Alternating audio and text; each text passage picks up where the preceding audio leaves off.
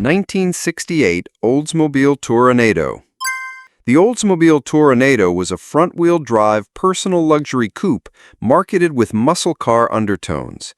It was an innovative but deeply flawed vehicle, known for its bizarre handling characteristics, notoriously poor brakes, and questionable reliability. Its front-wheel drive layout, which placed over 60% of the car's 4,600-pound weight over the front wheels, resulted in peculiar handling dynamics, including severe understeer that could snap to oversteer under certain throttle conditions, along with extraordinary front tire wear. Its brakes were widely considered its weak link, prone to severe overheating and fade after just a few hard stops.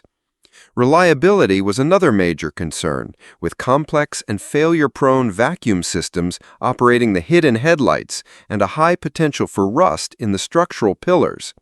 While historically significant as a pioneer of modern front-wheel drive systems in American cars, its collector value is very low. The Classic.com market benchmark for the first-generation Toronado is just over $17,000. The Toronado is an engineering experiment that is heavy, handles strangely, cannot stop reliably, and is a nightmare to repair. It is a textbook example of a classic car that is interesting but terrible to own. The Money Pits: Guaranteed Financial Headaches. This section details the vehicles that represent the most significant financial risks to a potential buyer. These are the cars that lure enthusiasts with a low initial purchase price, only to drain their finances with impossible-to-find parts, nightmarish repair processes, and restoration costs that can easily eclipse the value of a brand-new performance car. A common thread among these vehicles is the innovation penalty. In the classic car world, being a technological pioneer is often a curse. Cars that introduced complex, unproven technology frequently suffer from this penalty. Oldsmobile's F85 Jetfire's turbocharger is a prime example.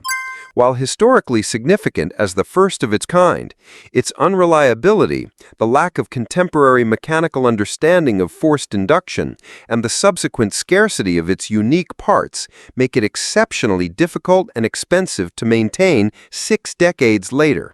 The market values for these cars are suppressed despite their historical firsts. Groundbreaking innovation does not guarantee high value when it is tied to fundamental flaws. For long-term ownership and investment, the market values proven, reliable technology far more highly than flawed, pioneering technology. These cars are museum pieces, not practical classics.